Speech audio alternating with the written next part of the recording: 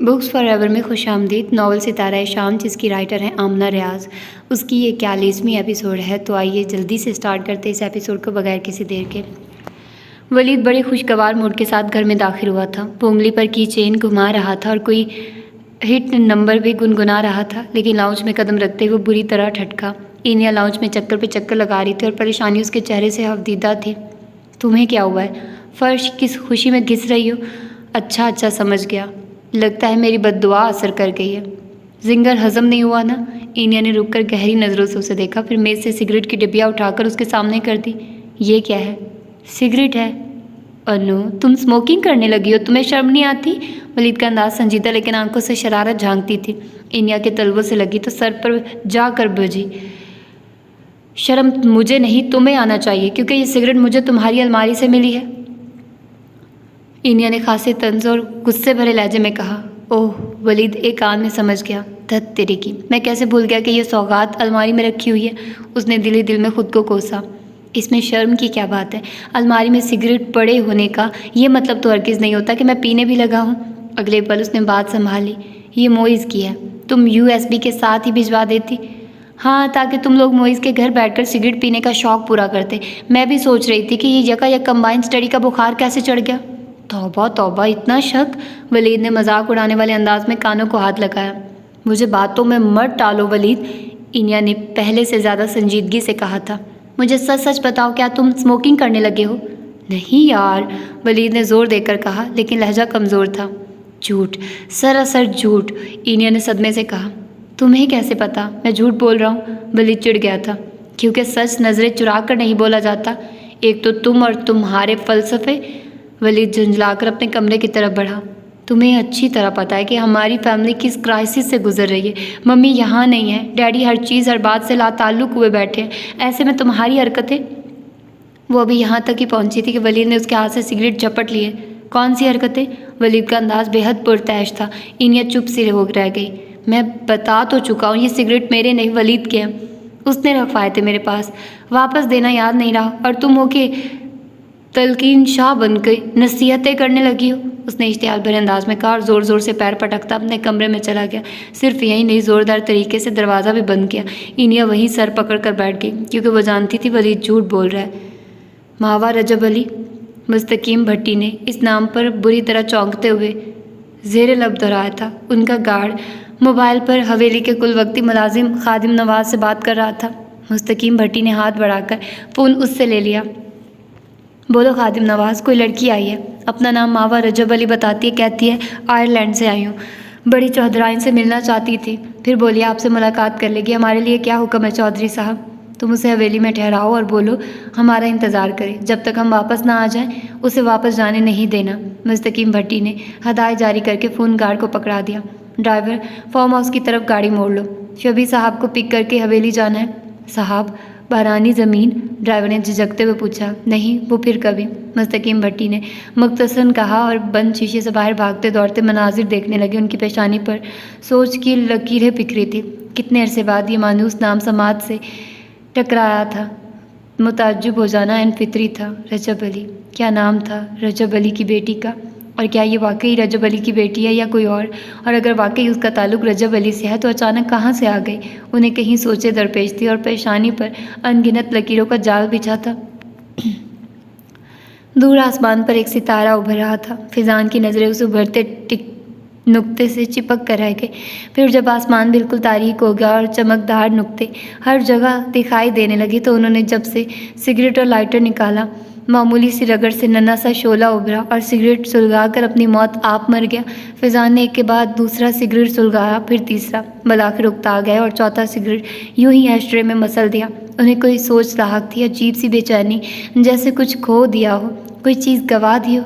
हालांकि उनकी ज़िंदगी में था ही क्या जिसे खो देने के बाद ऐसी बेचैनी लाहक होती। बाज़ औक़ात किसी चीज़ के असूल के लिए इंसान सारी ज़िंदगी जद्दोजहद करता रहता है और जब वो चीज़ मिल जाती है तो इंसान सोचता है ये तो कोई चीज़ ही नहीं थी जिसके लिए इतनी मेहनत की। और बाज़ औक़ात किसी चीज़ को इंसान एक नज़र में रद्द कर देता है और अंजाम कार उसे पता चलता है यही तो ज़िंदगी का हासिल था। इंसानों और चीज़ों में ज़्यादा फ़र्क नहीं होता।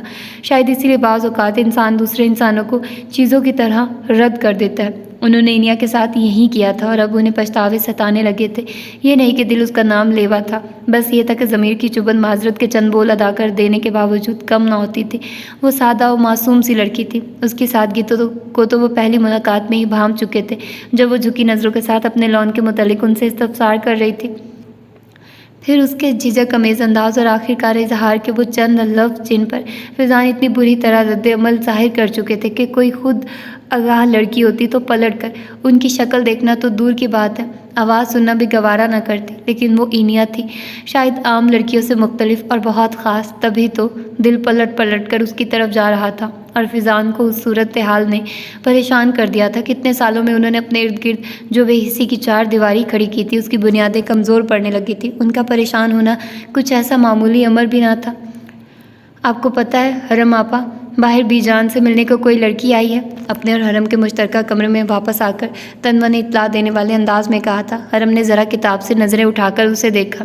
तो इसमें इतना हैरान का होने की क्या बात है? बीजान से पहली बार मिलने तो कोई आया नहीं आया, उनके मेहमान तो आते रहते हैं। हाँ, हैरानी की बात तो कोई नहीं है, लेकिन मुझे लगता है मैंने उस लड़की को पहले भी कहीं देखा है, तन्वा पुरसोच अंदाज में कह रही थी। हरम ने उसकी बात का कोई ख़ास नोटिस नहीं लिया। वो बुरी तरह किताब में मुनहमिक थी। तन्वा आड़ी तिरछी बेड पर लेटकर छत की तरफ देखते हुए कुछ सोचने लगी। चेहरे पर सोच की परछाइयाँ बड़ी वाज़ेह थी। पता है हरम आपा, मैं हमेशा से उस लड़की की तरह बनना चाहती थी, लेकिन मैं जानती हूँ मैं कभी ऐसी नहीं बन सकती। इतनी बोल्ड, इतनी पुरएतमाद। बड़ी देर बाद तन्वा ने सरगोशी के अंदाज में कहा। उसका लहजा हसरत अमेज़ था। हरम ने गर्दन मोड़कर कदरे ताज्जुब से उसे देखा। कौन लड़की? वही जो बीजान से मिलने आई है। अच्छा। हरम को एकदम याद आया कि वो अभी कुछ देर पहले आगाह कर चुकी है। लेकिन उस लड़की में क्या ख़ास बात है कि तुम उस जैसी बनना चाहती हो? वो पुरएतमाद है आपा, आप उसे देखेंगी तो आपको पता चलेगा। उसे देखकर लगता है वो ज़िंदगी की आंखों में आंखें डालकर मुकाबला कर सकती है। किसी भी तरह के नामसाहिद हालात आ जाए वो घबराएगी नहीं। हरम आपा, मैं इतनी कॉन्फिडेंट क्यों नहीं हूँ? उसका अंदाज़ अभी भी हसरत लिए हुए था। ये अलग बात है कि अब उस हसरत में झुंझलाहट का इजाफा भी हो गया था। तुम भी कॉन्फिडेंट हो तन्वा? हरम ने उससे बहलाया तो वो मज़ीद चिढ़ गई। आप मुझे बच्चों की तरह ना बहलाएं, बच्ची नहीं रही मैं, अब बड़ी हो गई हूँ। अच्छा अम्मा भी? हरम हंसती। ये बताओ वो लड़की वापस चली गई? नहीं, मैंने उसका सामान गेस्ट रूम में रखवा दिया है। अरे तुम पागल हो क्या? जब बीजान ही यहाँ नहीं है तो उसे ठहराने की क्या ज़रूरत थी? वो मुस्तकीम मामू से मिलना चाह रही थी, बता रही थी कि आयरलैंड से आई है। मैंने सोचा ज़रूर कोई ख़ास मुलाकाती होगी, वरना इतनी दूर से कोई मेहमान बिना इतला दिए तो नहीं आ सकता। इसीलिए मैंने उसे गेस्ट रूम में ठहरा दिया कि जब तक मामू नहीं आ जाते वो आराम करे। तन्वा ने तफसील से बताया। हरम ने पुरसोच अंदाज में कहा। ऐसा करो, वैसे तो खादिम बड़े अब्बा को मेहमान की आमद के मुतालिक आगाह कर चुका होगा, लेकिन तुम भी एक बार उन्हें फ़ोन कर दो। ज़मीनों पर जब जाते हैं तो वापसी का कुछ पता नहीं होता, और फिर आज तो शबी भी उनके साथ है। क्या खबर रात को वापसी का इरादा ही ना हो? तन्वा हरम के मुँह से शबी का नाम सुनकर चौंक गई। शबी भाई कब आए? वो तो कल से आया हुआ है, तुम्हें नहीं पता? हरम ने बताकर पूछा। तन्वा ने नफ़ी में सर हिला दिया। हरम शरारत से हंसती। इतनी बेखबरी भी अच्छी नहीं होती जानम, थोड़ी बाखबर रहा करो, ख़ुसूसन शबी और अब्बास के मामले में। तन्वा झीम सी गई। अब कोई ऐसा ज़रूरी भी नहीं कि खबरें रखूँ, उसने कदरें बंद कर कहा था। हरम फिर हंसती। अच्छा छोड़ो इस बात को, बड़े अब्बा को फ़ोन कर दो, और अगर वो रिसीव ना करे तो शबी के नंबर पर कर देना। वो दिल से ज़्यादा करीब रखता है अपना सेल फ़ोन। तन्वा ने हरम का सेल फ़ोन उठाकर मुस्तकीम मामू का नंबर मिलाया। दिल में ख्वाहिश सी जागी थी कि वो फ़ोन रिसीव ना करे और उस सितमगर की आवाज़ सुनने को ना मिल जाए, लेकिन कुछ ख्वाहिशात किस तरह पूरी हो जाती हैं कि दिल खुशी से बेकाबू ही होने लगता है। मुस्तकीम मामू के नंबर पर कॉल तो अटेंड हुई, लेकिन आवाज़ शबी और अब्बास की थी। तन्वा के दिल में बेसाख्ता खुशी जागी। हेलो हरम, बोलो भाई, क्या कॉल मिलाकर सो गई हो? वो मुस्तकिल हेलो हेलो करते रहने के बाद उकता कर बोला था। वो हरम आपा नहीं है, मैं बोल रही हूँ। तन्वा ने जल्दी से कहा था। मैं कौन? तुम्हारा कोई नाम भी है या नहीं? हस्बे आदत चिढ़कर पूछा गया। बेचारी तन्वा अपना सा मुँह लेकर रह गई। अबीर कहती थी जिनसे दिल का ताल्लुक है वो तो खामोशी तक पहचान लेते, क्योंकि इस वक्त तन्वा को ये बात बड़ी अफसानवी सी लगी थी और उसे इस बात पर यकीन भी नहीं आया था। लेकिन अब दिल चाह रहा था कि काश अबीर की कही बात सच हो, लेकिन तुफ है भाई, ऐसी अफसानवियत रोमानियत पर वो तो आवाज़ सुनकर भी ना पहचाना। खामोश रहती तो खाक पहचानता। तन्वा बोल रही हूँ, मुस्तकीम मामू को बता दें हवेली में उनके मेहमान आए हुए, जल्द से जल्द हवेली पहुँच जाएं। उसने बददिली से कहकर फ़ोन बंद कर दिया और पलंग पर लेटकर फिर से छत को घूरने लगी। मावा थक हार कर एक बार फिर गेस्ट रूम से बाहर आ गई थी। बरामदे से आगे हवेली का मरकजी बाग था। दूर दूर तक फैली हुई घास जो इब्तदाई रात के मंजर में काई माइल दिखाई देती थी। बड़े बड़े दरख्त जो भूतों की तरह तने खड़े थे। हर तरफ नामानूस से अंधेरे का राज था। वो बरामदे की सीढ़ियों में बैठ गई और आंखें फाड़ फाड़ कर इर्द गिर्द कोई भला मंजर तलाश करने लगी।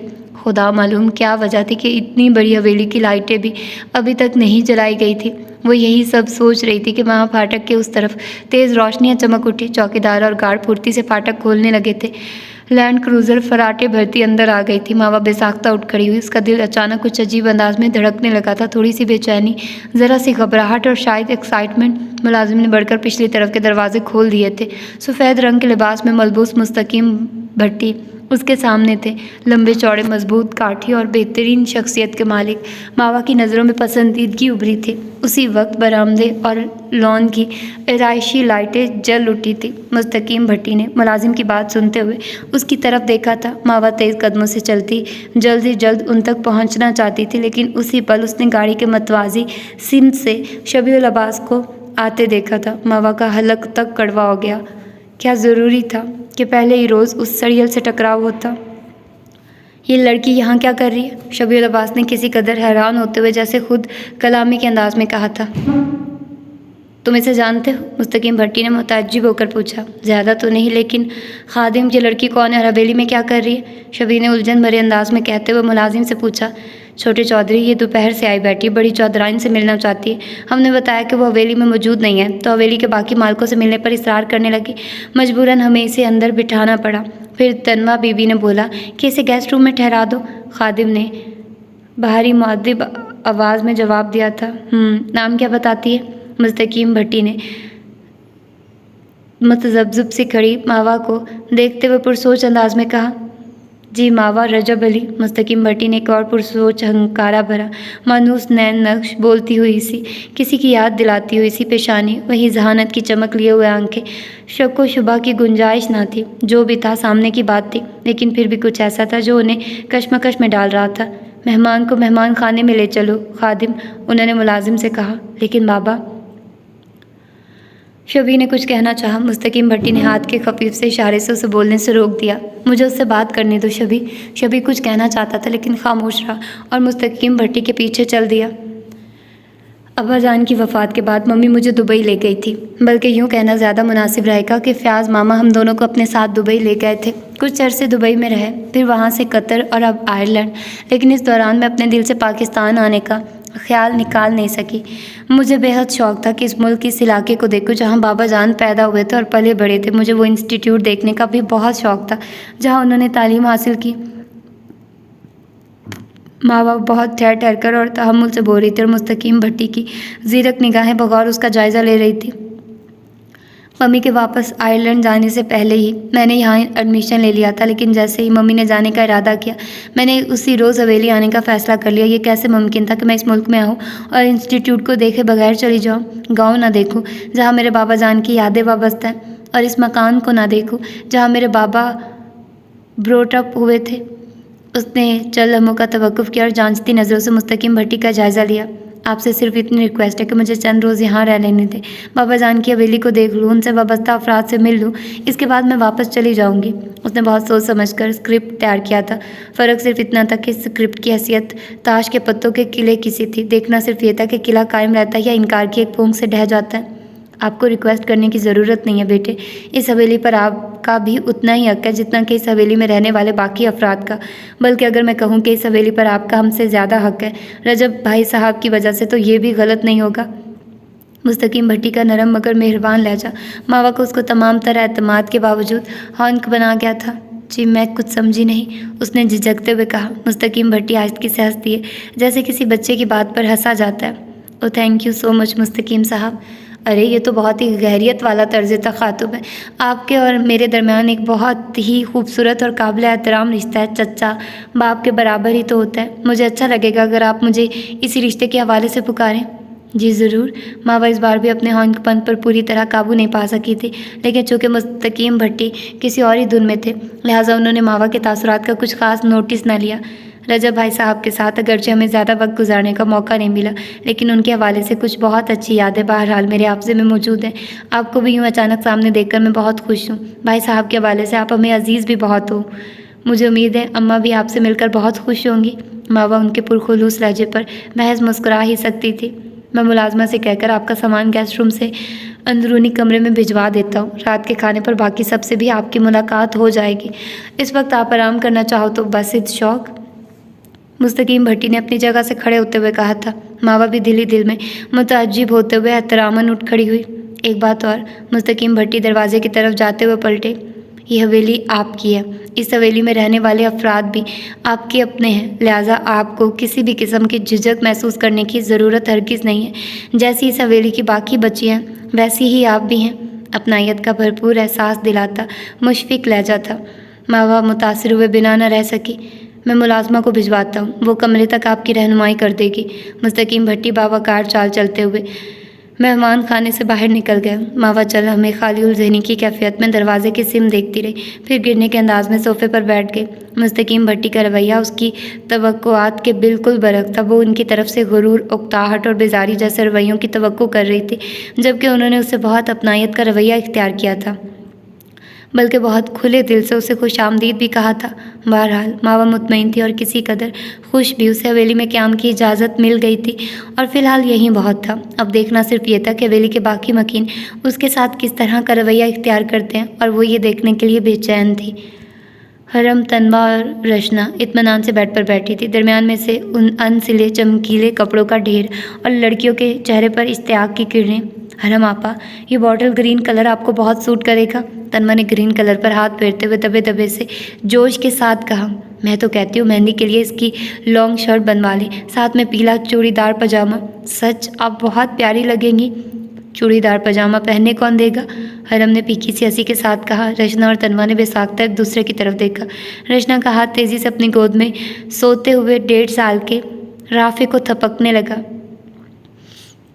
हरम सही कह रही है, वैसे भी हम कितने ही प्लान्स बना लें, फाइनल चॉइस तो बीजान की ही होगी, रचना ने सादगी से कहा। तन्वा ने बददिली से कपड़ा वापस फेंक दिया। उठा ले इस ढेर को। जब फाइनल चॉइस बीजान को ही करना है तो हम किस लिए अपना टाइम ज़ाया करें? तुम क्यों अपना मूड ऑफ कर रही हो? हरम ने प्यार से उसके बाल सहलाए। तुम्हें तो बीजान कभी मना नहीं करेंगी, क्योंकि तुम्हारी बात वो टालती ही नहीं है। तुम्हें पसंद है ये कलर, और कपड़ा तो तुम बना लो। नहीं हरम आपा, ये कपड़े आपके लिए आए हैं, मैं इनमें से कुछ नहीं ले सकती। उसने मुंह बसूर कर अभी यहीं तक कहा था कि दरवाजे पर मखसूस सी दस्तक हुई। आ जाओ भाई। रचना ने दरवाजे की तरफ मुंह करके आवाज़ लगाई। दरवाज़ा आहिस्ती से खोलकर मुलाजमा कलसूम अंदर दाखिल हुई। रचना भाभी, आपको बड़ी बीबी ने अपने कमरे में बुलवाया है, और हरम बाजी और तन्वा बाजी बड़ी बीबी कह रही हैं आप लोग खाने के कमरे में आ जाएं। आज सब लोग इकट्ठे खाना खाएंगे। वो रटे रटाए तोते की तरह पैगाम नशर करके रुखसत होने लगी। हरम ने फ़ौरन आवाज़ देकर रोक दिया। अरे रुको भाई, कहाँ भागी जा रही हो? आज क्या ख़ास बात है कि सब इकट्ठे खाना खाएंगे? कोई मेहमान आया है क्या? उसने फितरी तजस्सुस के हाथों मजबूर होकर पूछा। ये पता नहीं जी, बड़ी बीबी ने इतना ही कहने को कहा था। कलसूम ने मुअद्दिब होकर जवाब दिया। अच्छा ठीक है, तुम जाओ। रुको कलसूम, वो लड़की जो शाम में आई थी और जिसे गेस्ट रूम में ठहराया था, वो वापस चली गई? अब की बार तन्वा ने पूछा। नहीं जी, बड़े चौधरी जी ने उसका सामान अभी आपके साथ वाले कमरे में रखवा दिया है। कलसूम ने तो आम से अंदाज में बताया था। लड़कियों के सर पर गोया बम फूटा। अरे ये कौन मोहतरमा है भाई, जिन्हें गेस्ट रूम से निकालकर अंदर कमरे में ठहराया जा रहा है? रचना ने कदरे ताज्जुब से कहा। खुदा जाने, लेकिन हो ना हो ये है कोई ख़ास बंदी। हरम ने ख्याल जाहिर किया था। ये डिनर भी उसी के लिए अरेंज हुआ है। तन्वा ने भी ख्याल जाहिर किया, फिर जोश के साथ बोली। देखिएगा हरम आपा, वो कितनी प्यारी है। रचना भाभी, मैंने हरम आपा को पहले भी बताया था। रहने दो तन्वा, तुम्हारी बात पर अब कौन भरोसा करे? तुम्हें आज तक कोई बुरा लगा भी है? रचना ने मज़े से उसका मजाक उड़ाया। और नहीं तो क्या, हरम हंसी। ये और जलाल दोनों ही एक से हैं। मजाल है जो कभी किसी की तारीफ से चूक जाएं। दोनों हाथ पर हाथ मारकर हंसने लगे। तन्वा मुंह बसूर कर बैठ गई। अच्छा, मैं अम्मी के कमरे में जा रही हूँ, तुम लोग भी जल्दी से आ जाओ। देखिए तो सही कौन सा गोहरे नायाब आया है। रचना अफरा तफरी में बाहर निकल गई। हरम उठकर कपड़ों का ढेर समेटने लगी, साथ ही गाहे बगाए तन्वा पर भी मुस्कुराती निगाहें डाल लेती थी, जो मुस्तकिल मुँह बनाए बैठी थी। तो जनाब, ये थी इसकी आज की एपिसोड। आई नो मैं आप लोगों को सही से नहीं दे पा रही episode. I am so sorry. मैं यार बस बहुत सारे कामों में फंसी हुई थी और अभी भी हूँ, लेकिन ऑफ़ कोर्स मुझे पता है, मुझे अंदाज़ा है कि मैं आप लोगों को काफ़ी दिन से एपिसोड नहीं प्रोवाइड कर रही, इसीलिए आज मैं रिकॉर्डिंग कर रही हूँ, तो माफ़ कर दीजिएगा। तो जल्दी से ख़त्म करते हैं इस एपिसोड को और अगली स्टार्ट करते हैं। तो अपना ढेर सारा ख्याल रखिएगा। अल्लाह हाफ़िज़।